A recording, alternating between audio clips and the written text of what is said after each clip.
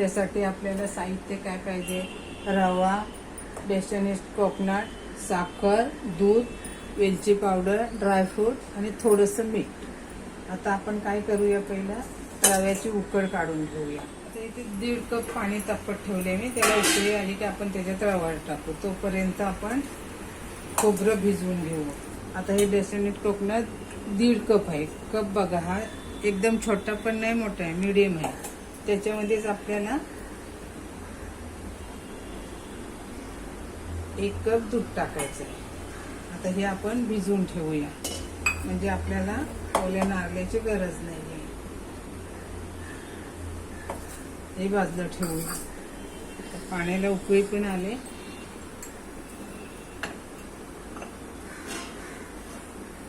पाण्याला पण उकळी आले। चवीनुसार थोडंसं मीठ घालायचं।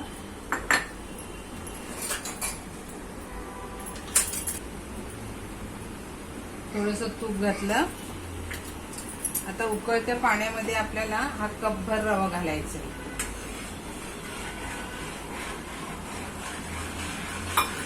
चांगलं घोटून घ्यायचं। आता तुम्हाला पातळ जरी दिसलं तरी जसं ते शिजत जाईल तसं त्याचा गोळा होईल।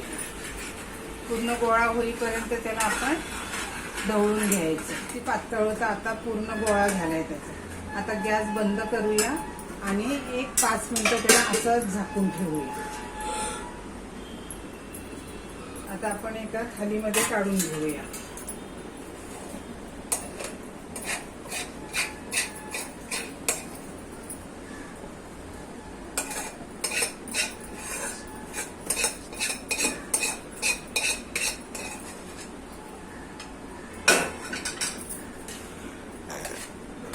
थोडं त्याला थंड करून घेऊया।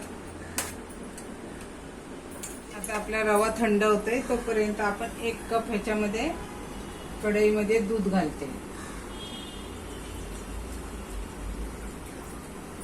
1 कप दूध घातलं। 1 कप साखर टाकायची आपल्याला। हे तर आपण बेसन कोकोनट आता आपण चांगलं दुधामध्ये भिजलंय, हे बघा। त्याच्यामध्येच आपण आता दूध पावडर 1-2 चमचे टाकायची।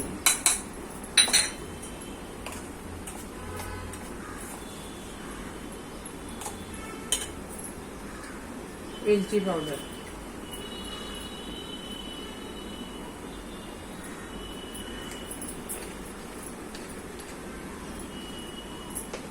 आणि ड्रायफ्रूट पावडर। ड्रायफ्रूट आता तुमच्यावरती आहे, टाकायची असली तर टाकाय, नाही टाकायची चालेल, पण आमच्या मुलांना लागते म्हणून मी टाकते।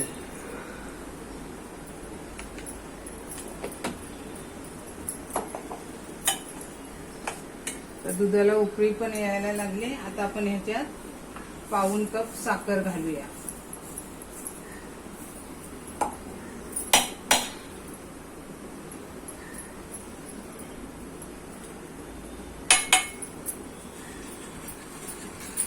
साखर विरघळली तर मग आपण हे बेसन कोकोनट भिजवून ठेवलंय तो त्याच्यामध्ये घालूया आणि त्याचं सारण तयार करूया मोदकाचं। आता मी याच्यामध्ये नुसतं दूध वापरले, तुम्ही नुसतं पाणी नाही तर दूध आणि पाणी मिक्स करून वापरलं तरी चालेल। आता हे आपण बेसन कोकोनट, दूध पावडर आणि सुका मावा घेतला, ड्रायफ्रूटची पावडर, ती त्याच्यामध्ये घालूया आणि सारणाचा गोळा होईपर्यंत त्याला परतून घेऊया।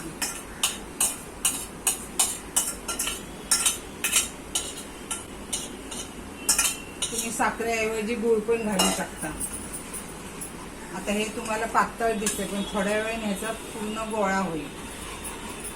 किती पातळ झालं होतं ना, आता पूर्ण गोळा होतोय। आता थंड झाला की अजून त्याचा छान गोळा येईल। आपण जसं भाकरीचा आणि चपातीचा मळतो ना पीठ, तसं ह्याचा गोळा करता येईल। आता गॅस बंद करते। आता हे सारण आपण थंड करून घेऊया।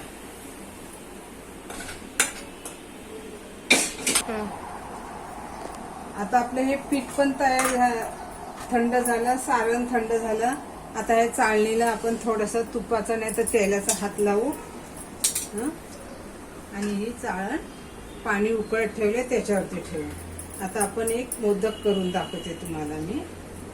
आधी नको चाळण नाही, हे पाणी उकळू दे चांगलं.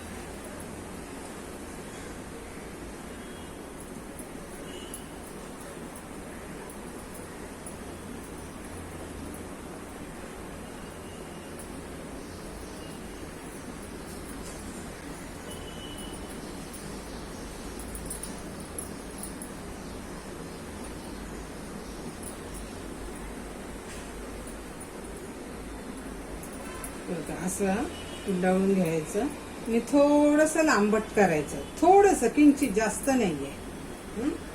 आता ही आपल्याकडे आईस्क्रीमची कांडी आहे, नाहीतर ही टूथपिक, ती घेतली तरी चालते, ही घेतली तरी चालते. हलक्या हाताने आपल्याला कळे पाडायचे. हे बघा अशा.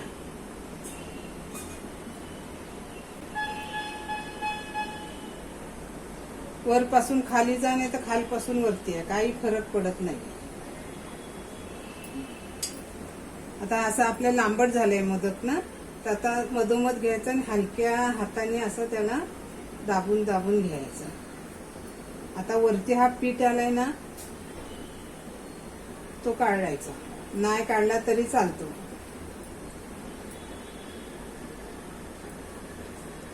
किती मोदक छान आहे बघा. कळ्या पाडायची गरजच नाही, ज्यांना कळ्या येत नाही त्यांनी असं केलं तरी चालतो. आता हे सगळे मोदक मी करून घेतलेत. आता उकळत्या पाण्यावरती आपण वाफवायला ठेवू 10 मिनिटं. आता हे मोदक आपण इकडे उकडत ठेवलेत. आपण फ्राय पण करूया. फ्राय पण मोदक हे छान लागतात.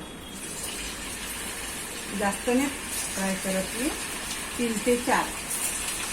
लगेच हलवायचे नाहीये. कढईमध्ये तेलामध्ये टाकले की लगेच हलवायचे नाहीये. फक्त तेल असं वरती पसरून टाकायचं. आता हे उकडलेले मोदक पण आपले तयार झाले. आता इथं पाण्याचा हात लावू आणि बघू. मस्त उकडले. आता हा उकडायला ठेवले तो गॅस बंद करूया आणि मोदक थंड करूया.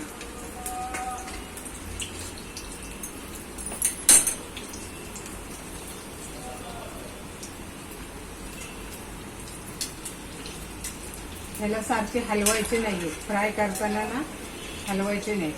आणि गोल्डन थोडा कलर आला की मग काढायचं. असं तेल वरती नुसतं पसरत जायचं, त्याच्यावरती टाकत जायचं. उकडून केलेले मोदक आणि हे तळलेले. आता याच्यातले कोणते तुम्हाला आवडत आहेत कमेंट करा, शेअर करा, लाईक करा, सबस्क्राईब करा.